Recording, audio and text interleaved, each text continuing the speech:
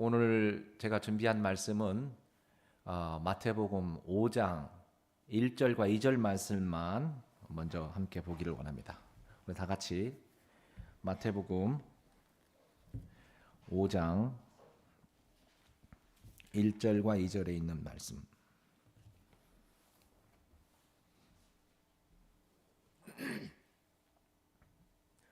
함께 읽을까요? 마태복음 5장 1절과 2절입니다. 시작.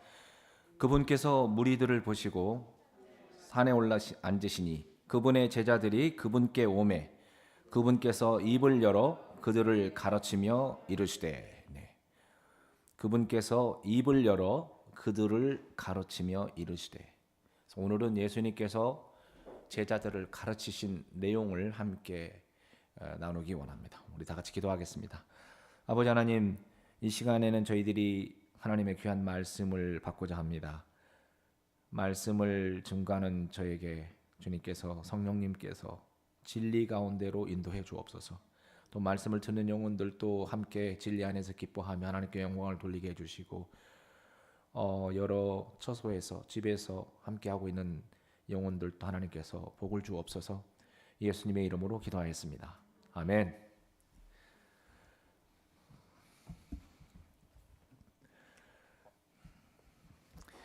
우리 마태복음 5장 말씀은 대부분의 그리스도인들이 친숙하게 알고 있는 그 말씀입니다. 여러분 잘 알고 있는 산상수훈이라고 산상수훈 산 위에서 하시는 설교인데 수훈이니까 아주 빼어날 숫자인 것 같아요. 아주 그냥 가장 위대한 그 설교의 말씀입니다. 우리가 여러분 알다시피 마태복음과 마가복음, 누가복음, 요한복음 이 사복음서는 우리 사랑하시는 우리 주 예수 그리스도의 생애를 기록한 거룩한 하나님의 말씀입니다. 여러분 우리가 이 책들을 읽으면서 우리 주 예수님의 그 무엇보다도 탄생, 그분의 그 오묘한 탄생, 우리가 12월 달 성탄절이 가까우면 그 깊은 의미를 다시 또 새겨보겠지만은 이 세상의 그 어떤 사람과도 참 다른 그분의 그 탄생과 그리고 그분의 아주 간단하지만은 가장 잘 요약되어 있는 어린 시절 어떻게 그분이 어린 시절 청소년기를 겪으셨는지 하나님과 사람들에게 사랑을 받고 이게 자랐다고 하는 내용으로 압축되어 있습니다. 그리고 대부분의 주님의 생애의 기록은 30세 이후에 주님의 공생애, 드디어 이 세상에 오신 목적을 이루시고자 이제 공생애를 시작하시는 그 내용이 바로 사복음서에 기록되어 있고, 우리가 그런 주님의 모습을 보면서 정말 우리 마음속에 그 말씀 속에서 얻는 큰 감동 그리고 교훈들을 받습니다. 특별히 이 말씀이 다 정말 우리에게 생명과도 같은 말씀이고 모든 말씀들이 참 복이 되지만 그 중에서도 특별히 우리의 첫사랑이라고 할 수 있는, 정말 우리의 삶의 감격이라고 할 수 있고 내 생명의 주인이라고 말할 수 있는 그 내용이 바로 각 복음서의 끝부분에 나와 있습니다. 절정이죠. 아주 클라이막스입니다. 우리 주님의 생애 가운데서 절정의 부분이 우리가 읽을수록 참 우리 마음속에 큰 감동이 있습니다. 여러분도 잘 알다시피 우리 주 예수님의 그 십자가의 죽으심에 이르는 그 여정입니다. 그 고난과 고초와 그리고 십자가 상에서 주님의 말씀과 그분의 그 고통, 이 세상 그 어떤 모든 형벌보다도 더 무거운 온 인류의 죄를 대신한 것이기 때문에 그 십자가의 죽음과 고통이 얼마나 컸겠습니까? 인간의 역사상 그와 같은 그런 처형을 받은 사람이 없습니다. 사람들은 자기의 죄에 의해서 무거운 사형을 당하기도 하지만 우리 주님은 자신의 죄가 아니라, 그리고 어떤 한 사람의 죄가 아니라 온 인류의 죄를 짊어진 가장 무거운 형벌을 주셨습니다. 그 내용이 각 복음서의 끝부분에 기록되어 있어서 그 복음서의 끝부분은 여러분과 제가 자주 방문해야 될 부분이에요. 우리 삶이 특별히 냉랭해지거나 삭막해지거나 믿음이 조금 참 내 믿음이 요즘 뭔가 뜨겁지 않다거나 메말라 있거나 이럴 때 사실 우리의 믿음을 회복시키는 것은 하나님의 말씀이에요. 여러분과 저의 삶이 저절로 형성되는 게 아닙니다. 믿음 생활 오래 했다고 해서 형성되는 게 아니에요. 보장되는 게 아닙니다. 또 어떤 직분을 가지고 있다고 해서 어떤 섬김을 가지고 있다고 하고 그것 자체가 우리를 보장하지는 않습니다. 물론 우리 주님께서 우리를 안전하게 보호하시고 그 한량없는 은혜로 또 긍휼로 우리를 감싸고 계십니다. 그러나 우리의 삶은 또 우리가 주님 안에서 걸어가야 되기 때문에 때때로 이 세상 삶이 힘듭니다. 그러할 때 주님의 사랑에 잠겨보고 내 믿음이 더 순수해지고 더 깊어지고 이럴 때 우리에게 필요한 것이 있다면 바로 이 각 복음서에 나와 있는 특별히 그 뒷부분 주님의 십자가의 죽으심 그리고 더 나아가서 그 죽음에서 온전한 희생을 당하시고 난 이후에 승리의 부활을 하셨던 부분 승리의 부활 이 내용을 읽으면 우리 마음이 아주 뜨겁습니다. 그야말로 처음 사랑입니다. 우리 지난주에 목사님께서 설교하실 때 이 십자가는 바로 우리 믿음 생활에 뭐라고 그랬어요? 우리 그 능력 있는 믿음 생활의 원천이라고 그랬습니다. 근원이라고 그랬어요. 맞습니다. 여러분과 제가 십자가가 없다면 우리의 어떤 그 주님을 향한 사랑의 근원이 어디에서 나가겠습니까? 그래서 십자가에 대해서 그 내용이 바로 사복음서에 나와 있습니다.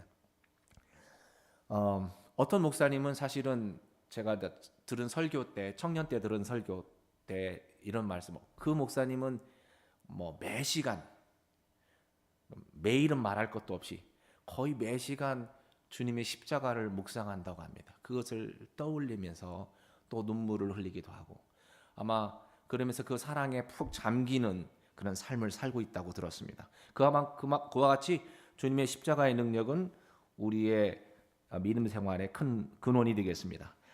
마치 찬송가 486장에 여러분이 잘 알고 있는 찬송 나 같은 죄인 살리신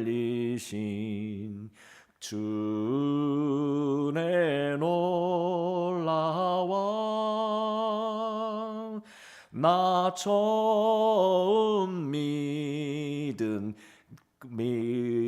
그날 잊을 수 없겠네. 모든 구원받은 그리스도인들이 사랑하는 찬송인데 나 처음 믿었던 그날 구원받은 그날 네 잊을 수 없겠네. 이게 바로 이 복음서에 기록되어 있는 가장 절정의 내용입니다. 그런데 그거 말고 우리 주님의 그 가장 높으신 그 내용 말고 여러분 사복음서 하면은 이게 떠올리는 우리 마음속에 떠올리는 내용들이 어떤 내용들이 있습니까?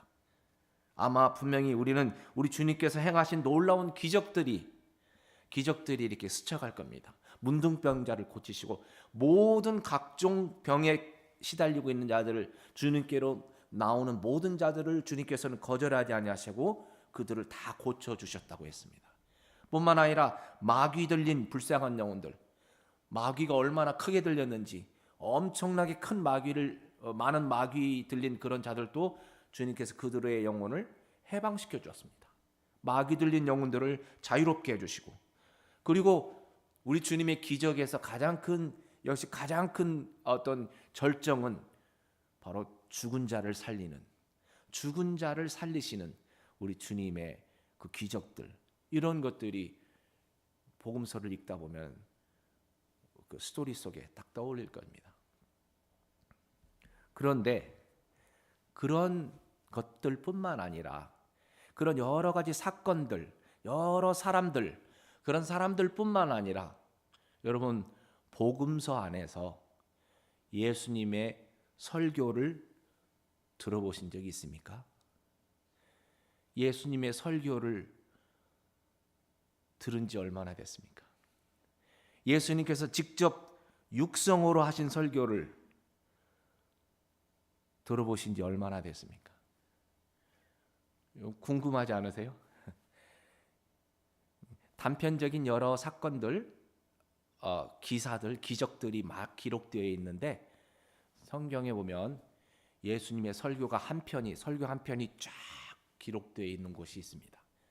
그것이 바로 오늘 우리가 본문에 읽었던 마태복음 5장부터 시작해서 7장까지, 마태복음 5장에서 7장까지가 바로 예수님의 설교예요.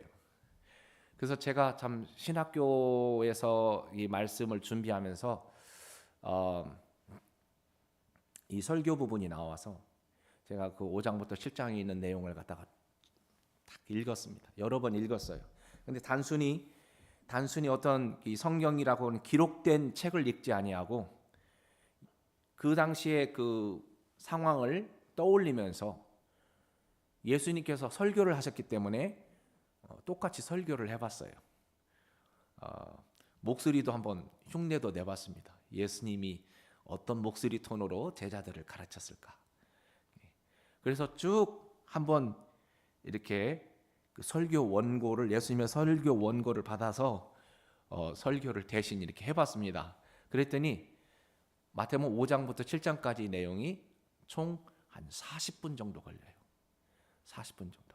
물론 이제 주님께서 아주 빠르게 그냥 전달만 했다면 그보다 더 짧을 수도 있겠고, 아니면 주님께서 더 말씀을 듣는 자로 하여금 자기 자신을 돌아보게 하고 생각나게 한다면은 조금 더 1시간 정도까지 갈 수도 있겠습니다.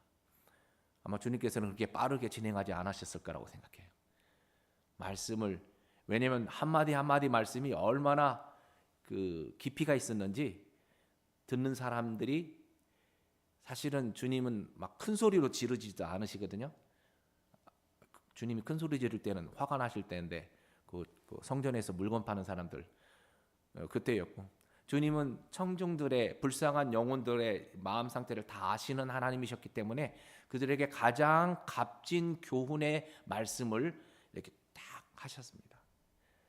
그런데 마지막에 보면은 어떤 결론이 나오냐면 사람들이 예수님의 그 설교를 듣고 놀랍니다. 놀라요. 놀란 이유가 뭐냐면 권위가 있는 설교였어요. 주님이 무슨 말씀을 하실 때 그 말씀 속에 권위가 느껴지는 거예요. 큰 소리로 지르지 않으셔도 그 말씀 속에 다 권위가 느껴지는 겁니다. 상상을 해보도록 하십시오. 여러분, 지금 저는 여러분들에게 사실 오늘 이 시간 이 말씀을 이렇게 참 읽고 그 말씀을 이렇게 제가 성령님께서 주시는 대로 이렇게 나누고 있지만, 여러분들께서 직접 마태복음 5장부터 7장에 있는 예수님의 육성을 생각하면서, 그 메시지를 생각하면서 예수님이 나에게 어떤 설교를 하시는가, 이걸 기대하는 마음으로 한번 읽어보십시오. 아주 큰 복이 될 겁니다.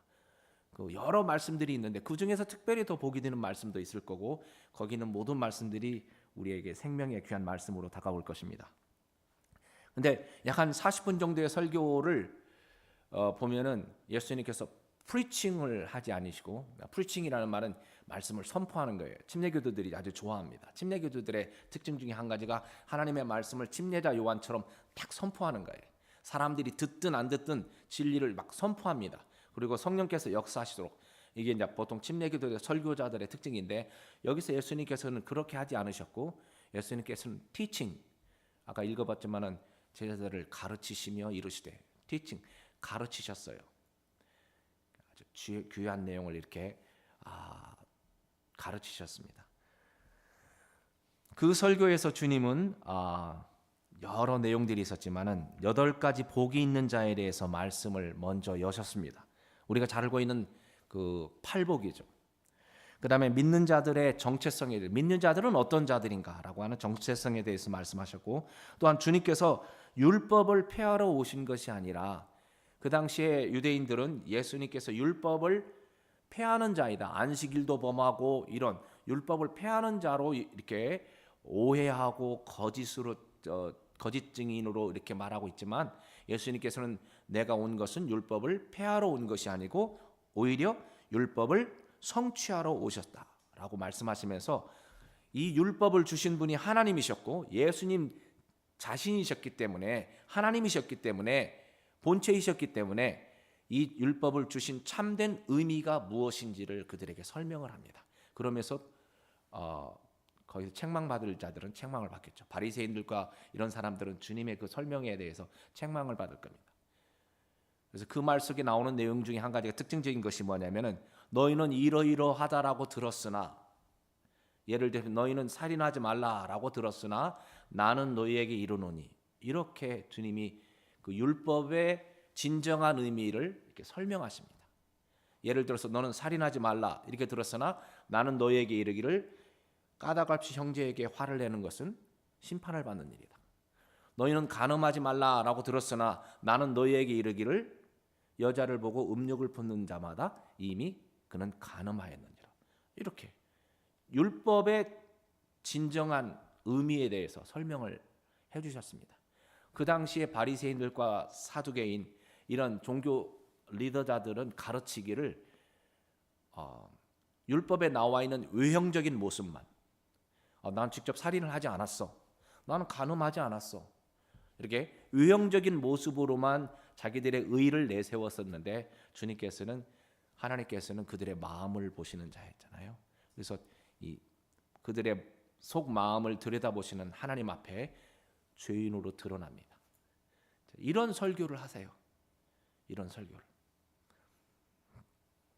그뿐만 아니라 다양한 주제의 말씀을 아주 핵심적으로 가르쳐 주셨는데, 예를 들면 올바른 구제, 올바른 기도, 올바른 금식, 올바른 재물 사용, 그다음에 염려에 대해, 이 세상 염려에 대해서, 그다음에 남을 판단하는 것에 대해서, 기도 응답에 대해서, 좁은 길에 대해서, 열매로 그 사람을 안다라고 하는 점에 대해서, 그리고 맨 마지막으로는 예수님의 설교의 제목의 결론이 반석 위에 지은 집, 이렇게 해서 설교가 딱 마무리됩니다. 여러분, 여기 한 주제 한 주제가 여러분과 저의 삶을 너무나 귀하고 값지게 만들어요. 그래서 자주 읽어야 되고 그 말씀이 나에게 이게 적용되도록 애써야 할 것입니다. 사실 그 내용이 너무 깊고 오묘하기 때문에 오늘 저녁 다룰 수 있는 내용이 너무 적습니다. 오늘 저는 그 중에서 일부만을 함께 나누기를 원합니다. 네, 제가 이제 그 말씀을 읽으면서 매우 인상적이었던 점이 이제 평소에 이렇게 발견하지 못하면서 매우 인상적으로 와닿았던 점이 몇 가지가 있었는데, 첫째로는 제 자신의 삶에 대해서 제 삶을, 요즘에 저의 삶을 이렇게 돌이켜 봤을 때 내 삶에 있는 형편에서 현재의 모습 속에서 그 말씀을 읽으면서 참 복이 되고 또 이렇게 도전이 됐던 것이, 너희는 세상의 소금이니 소금이 제 맛을 잃으면 무엇으로 짜게 하리요. 그 말씀이 참 이렇게 더 와닿았어요. 주님께서 참 나를 부르시고 여러분과 저를 부르셔서 그 주님의 그 영광스러운 그 사역 또는 주님의 영광스러운 거룩한 뜻을 위해서 우리를 부르셨어요. 근데 우리를 부르셨는데 우리의 모습이 소금이라는 거예요. 소금의 비유를 했습니다. 근데 문제는 소금이 맛을 잃으면 어떻게 되느냐. 과연 내가 그리스도인으로서 구원받은 자로서 교회의 집사로서 내가 이 맛을 제대로 내고 있는가? 내 맛은 어떠한가? 내가 만약 맛을 잃어버리면 어떻게 되는가? 맛을 좀 잃어버린 것 같았어요. 뭔가 능력이 없고 뭔가 이 세상 삶에 염려 속에 있는 것 같고, 하나님께서 나에게 크게 나를 들어서 사용해 가지고 뭔가 크게 이렇게 그 하나님의 그 사역을 위해서 이렇게 쓰인다든지 이것도 아니고, 뭔가 하여간 이 삶에 좀 그렇게 느꼈습니다. 제가 은퇴를 해서 그런지 모르겠어요. 은퇴하고 난 이후에 좀 느끼는 감정일지도 모르겠어요. 그래도 약간 그런 가운데 있었는데 이 말씀을 읽을 때 내가 맛을 잃어버리고 있는 거 아닌가. 그 뜨거웠던 주님을 향한 사랑이 어디 갔는가, 그 열정이 어디 갔고 영혼 구령하는 것이 어디 갔는가, 그런 자신을 돌아보게 됐어요. 개인적으로는 그런 보게 됐고요. 그다음에 이제 그 예수님의 설교의 내용을, 예수님께서 설교를 어떻게 시작해서 어떻게 마무리하고 있는가, 어떤 과정을 하고 있는가, 이런 면에서 이렇게 봤을 때 아주 인상적이었던 점이, 예수님께서 맨 처음에 팔복에 대해서 8가지 복에 대해서 가르치시고 난 이후에 맨 마지막에 결론이 뭐냐면 그 반석 위에 지은 집, 이 내용이었어요. 반석 위에 지은 집, 이걸로 설교가 마무리가 됩니다. 그 마무리가 참 마무리를 잘해야 되잖아요, 그렇죠? 여러분과 제가 알다시피 반석 위에 지은 집에 대한 내용은 무엇을 의미하는지, 여러분 우리 성경 말씀 마태복음 7장 5장부터 7장까지이기 때문에 7장 마지막 부분 한번 읽어보도록 할까요? 마태복음 7장 24절, 마태복음 7장 24절에 그 내용이 나옵니다. 반석 위에 지은 집에 대한 내용이 나오고, 이렇게 24절 말씀 같이 읽겠습니다. 시작. 그러므로 누구든지 나의 이 말들을 듣고 그것들을 행하는 자, 그 자를 나는 자기 집을 반석 위에 지은 지혜로운 사람에 비하리라. 여기 중요한 핵심적인 내용이 뭐냐면, 예수 그리스도, 예수님의, 우리 주님의 말들을 듣고 주님의 말씀을 듣고 뭐 하는 자? 행하는 자입니다. 주님께서 지금 마태복음 5장부터 시작해서 쭉 설교를 하셨어요. 정말 값진 교훈을 말씀하셨습니다.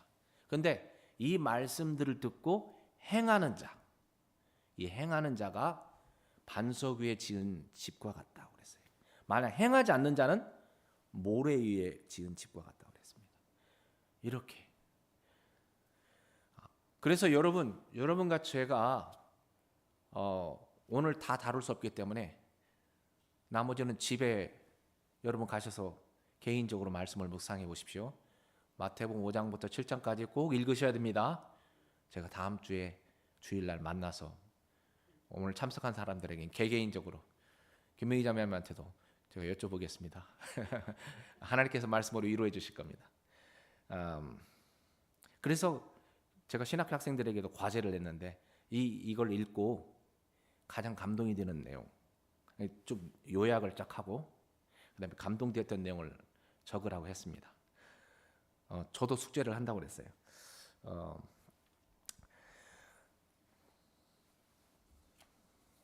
그래서 우리는 여러분 이 설교를 듣고 그것을 행함으로 우리의 믿음의 집을 반석 위에 지은 지혜로운 자가 되기를 소망합니다.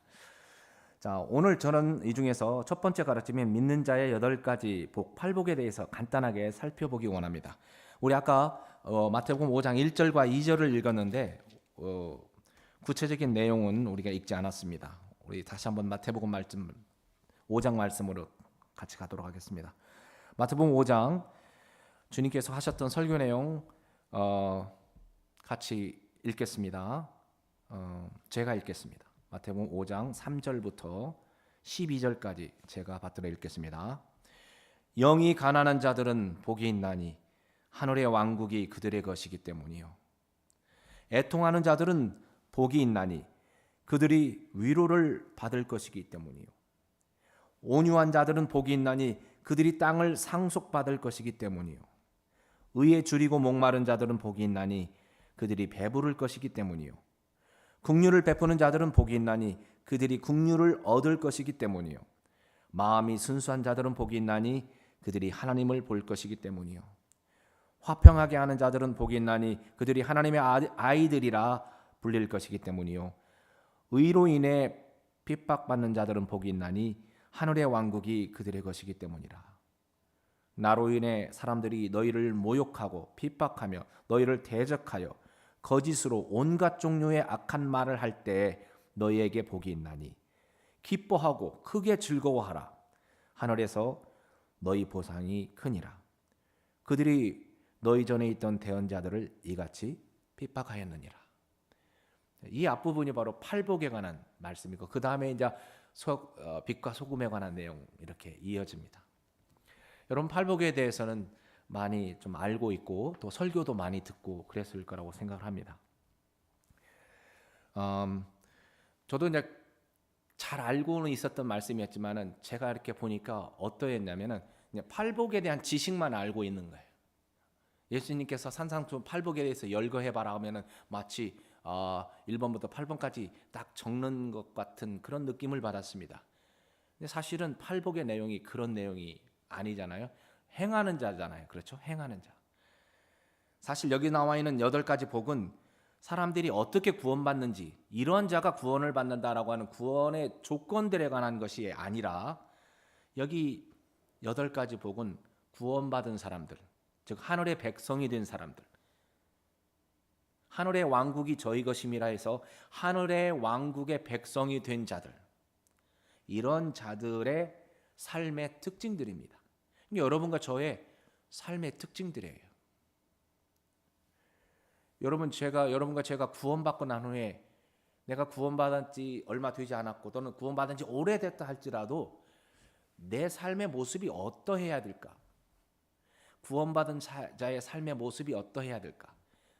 매 집회에 잘 참석하고 예배 잘 참석하고 이런 것들도 있지만, 그런 의형적인 것도 있지만 내 삶이라고 하는 이 삶의 어떤 그 특징, 퀄리티, 이런 것들이 어떤 인격, 어떤 모습일까? 어떤 모습이어야 할까? 어떤 모습으로 세워져야 할까? 내가 구원받고 난 후에 제가 이제 어떻게 돼야 됩니까? 이런 것들에 대한 어떤 자문을 할 수가 있을 겁니다. 그렇죠? 그러니까 내가 구원받고 나서 내가 무엇을 해야 됩니까? 라고, 이 무엇을 해야 됩니까? 라고 이거보다도 내가 구원받았는데 이제는 내가 어떤 사람이 되어야 됩니까? 그 사람의 퍼스널리티에 관한 것, 이런 것들에 대해서 한번 생각해 봤을 때 우리는 결론을 어떻게 내리냐면, 신약 성경적인 결론은 예수님을 닮아가는 것입니다. 그렇죠? 그리고 예수님께서는 뭐라고 말씀하셨냐면은 하나님께서 완전하신 것처럼 너희도 완전하라, 이렇게 말씀하셨어요. 근데 여러분과 제가 예수님을 닮아가고 하나님처럼 완전하게 된다는 것이 너무나 거리가 멀게 느껴지고 범접할 수 없는, 다가갈 수 없는 것처럼 느껴집니다. 그리고 불가능하다라고 생각을 하죠. 불가능하죠, 사실은. 우리가 이 세상에 살 동안에. 그렇지만 그것이 여러분과 저의 삶의 목적이라 해요. 목적이에요. 그럼 예수님을 닮아가는 삶, 하나님과 같이 완전한 삶의 모습은 어떤 모습일까? 어쨌든 할 수 없는 것을 하라고 하시지는 않았을 거 아니에요. 우리가 목표를 주셨잖아요. 예수님을 닮아가라 했을 때 어떤 모습일까? 그 모습 중에 한 가지가, 예를 들면 지난주에 목사님 설교하셨던 것처럼 이 만약 3가지 어떤 것으로 나눠진다면 믿음, 소망, 사랑이라고 하는 정말 완벽하게 갖추어진 삶의 모습입니다. 믿음, 소망, 사랑. 그 다음에 그것을 좀 더 구체적으로 표현하라. 구체적으로 표현하라 하면은 예를 들면 성령의 열매, 이것도 우리의 삶의 모습일 거고. 그리고 오늘 읽었던 예수님의 이 말씀, 이 예수님의 이 모든 말씀인데 그 중에서도 이 팔복에 대한 것, 구원받은 자들의 특징.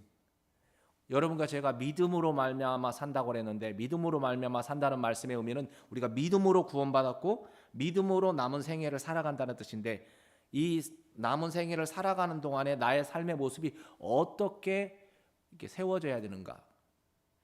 네, 여기 나오는 주님이 주셨던 말씀대로 세워간다면 여러분과 저의 삶이 아주 복 있는 자가 된다고 그러세요.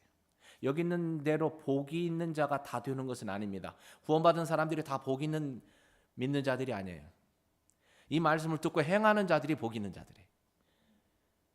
그렇죠? 여러분과 제가 구원받았어도 그냥 구원받은 것으로 그냥 끝나는 그런 사람들도 있어요. 근데 말씀을 듣고 행함으로 그 사람이 얻을 복이 있다고 주님이 말씀하셨어요. 여러분과 제가 복 있는 자가 되어야 되지 않겠습니까? 아멘. 어떻게 할 것이냐? 어떻게 해야 되냐면 오늘은 여러분과 제가 예수님의 설교를 통해서 배우기를 원합니다. 첫 번째로는 복 있는 자는 3절에 어떤 자라고 그랬죠? 영이 가난한 자들은 복이 있나니. 저희 어머니께서 제가 합덕에 갈 때마다 지금은 연로하셔가지고 늘 연로하신 분들의 특징이 뭐죠? 했던 얘기 또 하시잖아요. 저는 이제 처음 들은 것처럼 예, 그렇다고. 제가 반응은 참 잘해줍니다. 근데 그 말씀 중에 한 가지가 이 마태복음 5장 3절 말씀을 시원하게 나에게 설명해주는 목사님을 못 봤다는 거예요. 네. 얼마 전에도 전화했더니 그래요. 복 있는 자는 그의 영이 가난한 자들이다. 여러분, 영이 가난하다는 말 속에 우리가 너무 어렵게 신학적으로 해석할 필요는 없겠죠?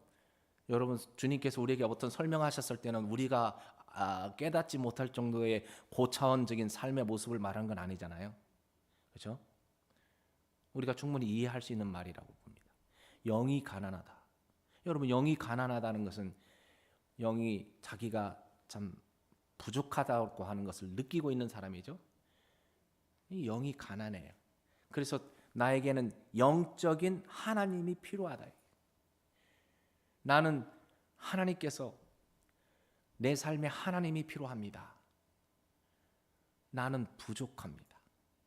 내 삶에 하나님이 필요합니다. 라고 하는 그런 겸손한, 영이 겸손한 사람입니다. 그런 사람이 하나님의 왕국의 백성이 돼요. 여러분과 저는 영이 가난한 자들 맞습니까? 아멘. 여러분과 제가 만약 영이 부자였다면, 다시 말하면 우리가 교만했다면, 우리 영이 교만했다면 우리는 그리스도를 받아들이지 않았을 것입니다. 우리는 이 하나님의 거룩한 말씀을 받아들이지 않았을 겁니다. 우리가 성령께서 우리 마음을 터치했을 때 우리가 영이 가난했어요. 맞습니다. 저는 죄인입니다. 라고 주님 앞에 나갔던 자들입니다. 믿지 않는 자들을 보십시오. 여러분, 믿지 않는 자들은 하나님이 필요 없어요. 그렇죠? 영이신 하나님이 필요 없어요. 자기 자신을 믿거나 아니면 우상들을 믿습니다. 하나님이 아닌 다른 것들을 의지하는 자들이에요. 그래서 믿는 자들은 구원받았을 뿐만 아니라, 우리가 영이 가난해서 구원받았을 뿐만 아니라 우리의 믿음의 여정에서도 늘 영이 가난하다. 즉 내 생활에서 늘 하나님이 필요하다. 하나님께서 나와 함께 하시지 않으면 내 삶은 헛되다 라고 고백할 정도로 주님과의 동행과 주님과의 그 함께하는 그런 삶입니다. 여러분, 제가 또 아무래도 찬양주의자다 보니까 찬양 속에 이 말씀을 준비하면서 우리 목사님도 참 그걸 많이 하시는 것 같은데요.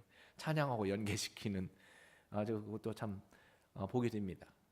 우리 찬송 중에 영어로 I need thee every hour 이런 그 영어 제목이 있어요. 번역하면 나는 매 시간 주님이 필요합니다 라고 하는 곡인데, 그게 바로 찬송가 393장입니다. 주 음성 외에는 참 평안없도다. 은혜로우신 주 날 도와주소서. 매 시간 나의 주께 나아가오니 내 주여 도우시고 인도하소서.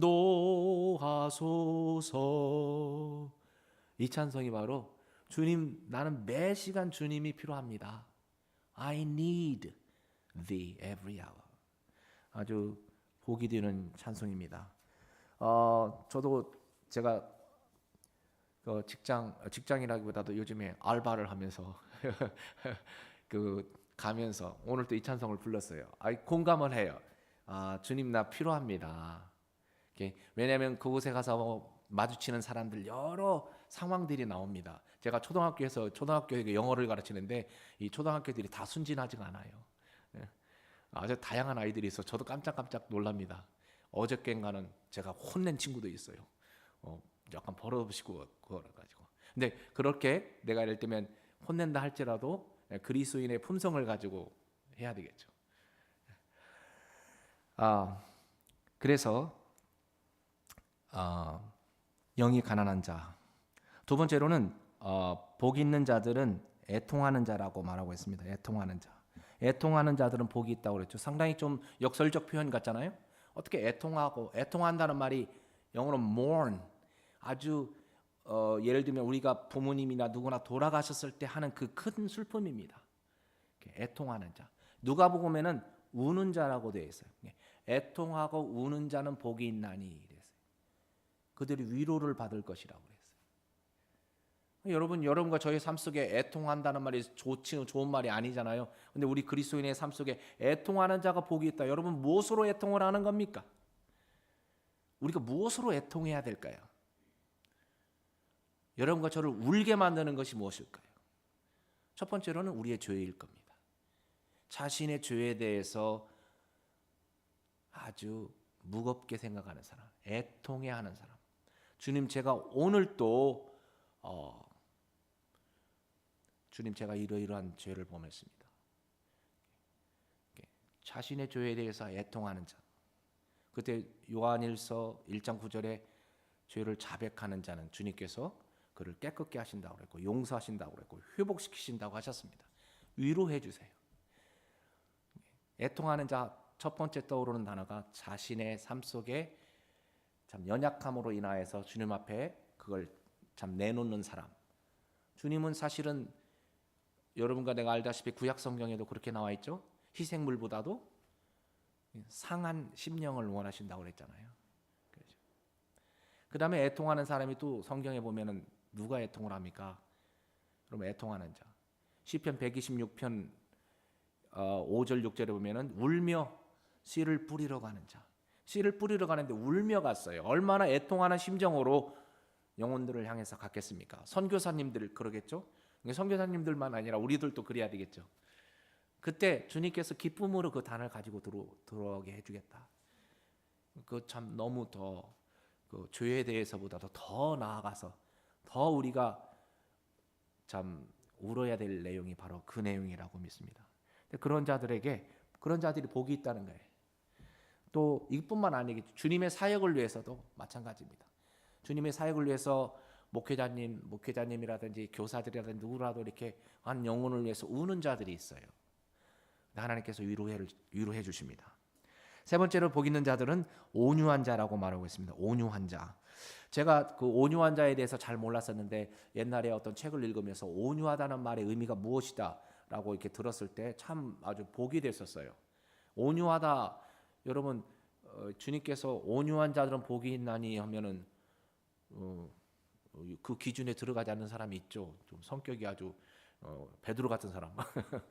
베드로 같은 사람 온유하지 못해요. 주님께서 말씀하시는 것은 성격에 대해서 말씀하시는 것이 아니겠죠? 성격이 아니고 personality. 그 사람의 인격이잖아요. 그리스도인의 인격이 온유하다. 기질이 온유하다가 아니라 그리스도인의 인격이 온유하면. 그래서 온유하다는 뜻이 무슨 말이냐면은 그 말 자체가 부드럽다라는 뜻이잖아요. 그래서 이것의 의미는 자기 자신의 뜻을 관철시키는 게 아니라 주님의 뜻에 따라 순종하는 겁니다. 주님의 뜻이 이것이기 때문에 그 주님의 뜻에 딱 따르는 것. 자기의 뜻을 따르는 게 아니라 주님의 뜻에. 예를 들어서 가장 대표적인 온유한 사람이 모세이잖아요. 모세는 가고 싶은 마음이 전혀 없었습니다. 그렇지만 주님이 가라고 했을 때 그는 순종합니다.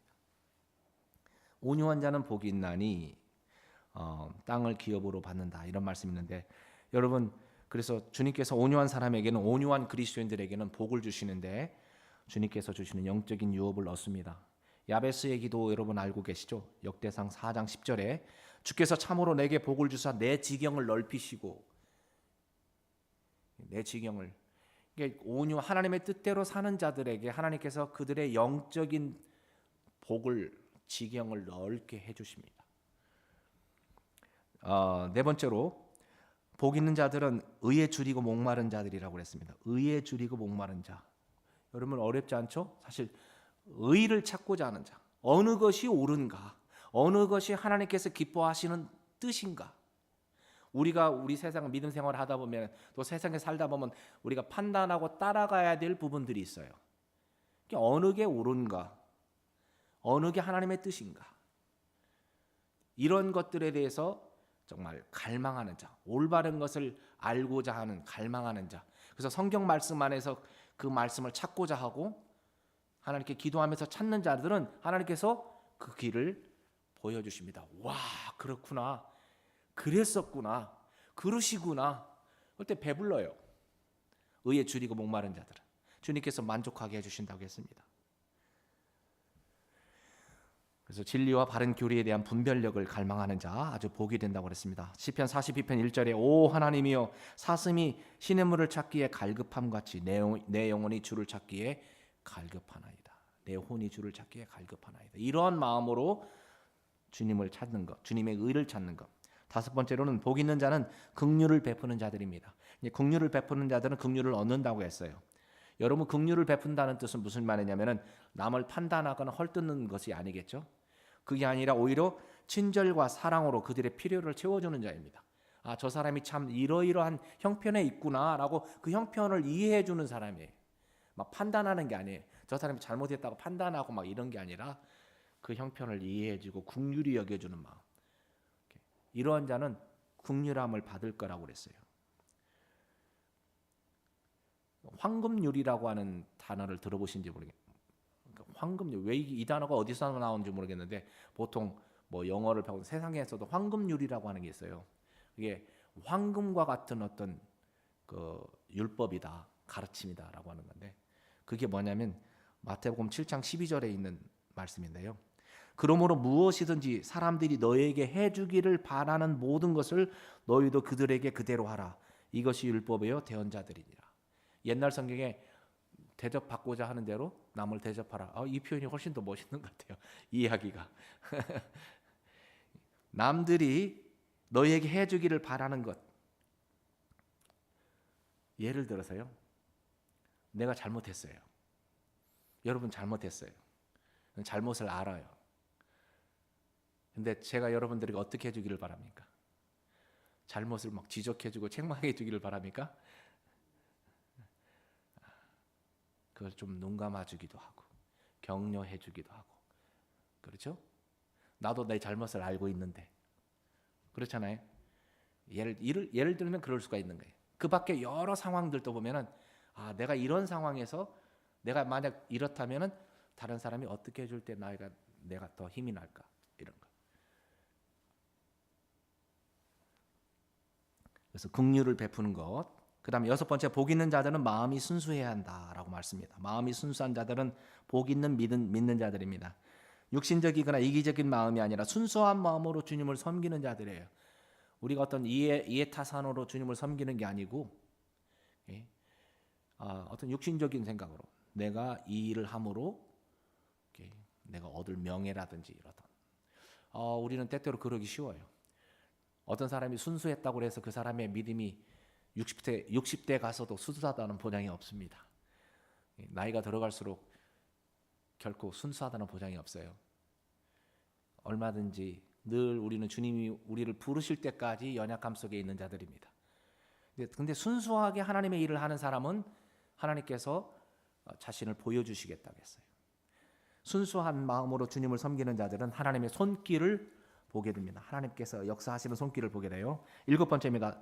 믿는 자들은 화평케 하는 자들이라고 그랬습니다. 여러분 화평케 한다. 피스메이커라고 그러죠.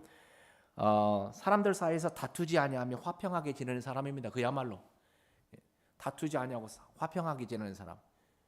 여러분 다투는 기질을 가지고 있는 사람들도 있죠. 아주 고지고대로 하는 사람들. 그 좋은 성격이긴 한데 우리가 그 기질만 따라서 살면 안 되잖아요. 우유부단한 사람이 우유부단한 기질로만 따라가면 안 돼요. 우리는 예수님 안에서 변해야 되거든요. 아주 곧바른 사람도 자기 기질대로만 남은 육신적으로 사용하면 안 돼요. 그게 좋은 기질이지만 화평케 하는 자들, 다른 사람들과 싸우지 아니하고 뭔가 일을 아름답게 만드는 사람. 그 다음에 여러분 화평케 한다는 말을 들으면 여러분과 저의 마음속에 부담이 있죠. 또 이 말씀이 가지고 있는 어떤 깊이 있는 영적인 의미가 있잖아요. 무엇이죠? 여러분과 저에게는 어떤 복음을 들고 있어요? 화평의 복음을 들고 있는 자예요. 화평의 복음. 그래서 그 에베소서 6장 15절에 화평의 우리의 전신갑주 중에, 믿는 자들의 전신갑주 중에 화평의 복음을 예비한 것으로 너희 발에 신을 신고, 화평의 복음으로 가지고 가야 됩니다. 그 다음에 로마서 10장 15절에도, 로마서 10장 15절, 이 말씀을 한번 찾아볼까요? 로마서 10장 15절 말씀입니다. 로마서 10장 15절 말씀. 로마서 10장 15절 말씀 다 같이 읽겠습니다. 시작. 보내어지지 아니하였다면 그들이 어찌 선포하겠느냐. 이것은 기록된 바 화평의 복음을 선포하며 좋은 일들의 반가운 소식을 가져오는 자들의 발이 어찌 그리 아름다움과 함과 같으니라. 여기도 같은 말씀이 나오죠. 화평의 복음을 가지고 선포하면서 반가운 소식을 가져오는 자들의 발이 어찌 그리 아름다운가. 여러분과 저의 믿는 자, 또 복 있는 믿는 자들, 복 있는 믿는 자들의 그 특성 중에 한 가지가 이 화평케 하는 자들이구나. 화평의 복음을 증거하는 자들이구나. 마지막으로 8번째는 믿는 자들의 복 가운데서 가장 큰 복입니다. 제가 사실은 그냥 나열하는 식으로 이렇게 쭉 읽어서 이렇게 복을 받을 수도 있는데요. 한번 이렇게 생각을 해봤어요. 이 복들이 약간 어떤 순서대로 주님께서 말씀하고 계시는가. 주님께서 말씀하셨을 때는 그냥 말씀하시지 아니시잖아요. 근데 마지막에 있는 복이 가장 어려워요. 가장 힘든 삶입니다. 그만큼의 큰 복이 있어요. 여러분과 제가 도달해야 될 어떤 마지막 고울이라고 해도 괜찮아요. 목표라고 해도 괜찮을 정도로. 그것은 바로 의로 인해 핍박받는 겁니다. 오늘날 이와 같은 자유로운 자유국가에서는 잘 적용되지 않을 수도 있을 것 같은데, 사실 의로 인하여 핍박받는데, 여러분 사도행전의 초기의 그리스도인들은 정말 이러한 복을 받은 자들이었죠. 그야말로 무수한 핍박 속에, 우리 조선시대, 우리 1960년대, 우리 시대도 마찬가지죠. 1950년대, 60년대 그 유교 사상 속에서 있었던 우리 믿음의 선조들도 역시 마찬가지로 많은 핍박을 받았던 사람들입니다. 우리가 현대에 있는 삶 속에서도 그 정도의 핍박은 아니지만은 핍박이 얼마든지 있을 수 있어요. 핍박이라는 게 종교적인 핍박만을 의미하는 게 아니고, 아까 마태복음에 보면은 거짓으로 고소하는 내용이 나옵니다. 우리의 믿음에 대해서 거짓으로 말해요. 예수님도 거짓 고소를 당하셨잖아요. 꼭 막 어떤 물리적인 처형이라든지 고문이라든지 이것만이 아니라 우리를 아주 부끄럽게 하고 믿는 자들을 조소하고, 조소 많이 당하죠. 그리고 거짓으로 말할 수도 있고요. 그러한 자들은 그것을 잘 견디면서 기뻐하며 복이 있고, 하나님께서 하늘에 큰 상급이 있다고 약속을 해주셨습니다. 아마 이 8복 중에서 가장 높고 가장 큰 복이라고 생각을 합니다. 그리고 또 특이한 점이 뭐였냐면은, 인상적이었던 것이 그 첫 번째와 마지막에 나오는 그 복의 내용이 똑같아요. 이게 영이 가난한 자는 복이 있나니 하늘의 왕국이 저들의 것이요, 이렇게 말했죠. 그다음에 8번째도 의로 인하여 핍박을 받는 자들은 복이 있나니 하늘의 왕국이 저들의 것이요. 똑같은 복이 나와요. 그래서 마지막이 더 힘든데 왜 복이 똑같지? 이렇게 생각도 해봤습니다. 그렇지만 그 다음 구절에 보면, 여러분과 제가 하늘의 복이 약속되어 있어요. 구원받은 자는 하늘의 복이 약속되어 있어요. 영이 가난한 자는 하늘의 복이 약속되어 있어요. 그런데 하늘의 복이 거기서 끝나지 않잖아요. 하늘의 상급이 있습니다. 천국에 들어가는 복이 있는가 하면은 그 안에서 보상과 상급이 있다고 말했습니다. 보상과 상급. 보상과 상급을 아무나 얻는 게 아니잖아요. 보상과 상급은 아무나 얻는 게 아닙니다. 그야말로 우리 주 예수 그리스도를 위해서 일했던 자들입니다. 여러분, 예수님을 위해서 일했던 것 중에 가장 큰 수고가 뭐였겠습니까? 순교가 아니겠습니까? 이런 핍박을 견딘 사람들 아니겠습니까? 그래서 그들에게 큰 보상이 있겠다고 이렇게 말씀하셨습니다. 오늘은 제가 예수님의 설교의 첫 부분 내용만을 간단하게 살펴보았습니다.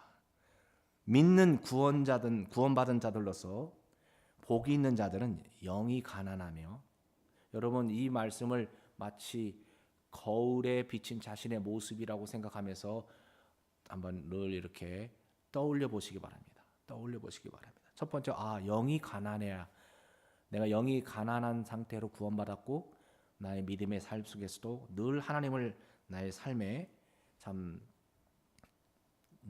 주인으로 모시고 늘 동행하며 필요로 하며, 그 다음에 애통해야 되겠구나. 뭐로 인해서 애통해야 되는 것도 생각을 해보시고, 온유하다. 하나님의 뜻을 순종하는 자이다. 내 뜻이 아니라. 의를 갈망한다. 하나님의 뜻이 무엇인지 분별하고 그것을 갈망하고 분별력을 갖기를 원하는 마음. 긍휼을 베풀고 남을 판단하지 않고 그들에게 친절과 그들을 이해해 주는 마음. 그러나 마음이 순수하며, 순수한 마음으로 주님을 섬기며, 그리고 화평케 하며, 다른 사람들과 좋은 관계뿐만 아니라 그리스도의 화평의 복음을 전하는 자이며, 그리고 의로 핍박받는다. 더 나아가서 나에게 어떤 비난과 어떤 거짓 고소가 있다 할지라도 그것을 부끄러워하지 아니하고, 예수님으로 인해서 받는 그런 창피, 예수님으로 복음으로 인해서 받는 조롱, 이런 것들을 부끄러워하지 말고 기뻐해야 되겠구나. 이게 바로 여러분과 제가 우리의 복받은 그리스도인, 복받은 믿는 자들의 모습입니다. 여러분 그렇게 되기를 원하십니까? 저는 정말 원해요. 저 정말 여러분과 동일하게 원합니다. 그렇게 되기를 바라고, 우리의 모습을 말씀대로 잘 꾸며서 참된 복을 받으며 우리 주 하나님께 영광을 돌리는 그리스도인이 되기를 바라겠습니다. 우리 다 같이 기도하겠습니다. 아버지 하나님 감사합니다. 오늘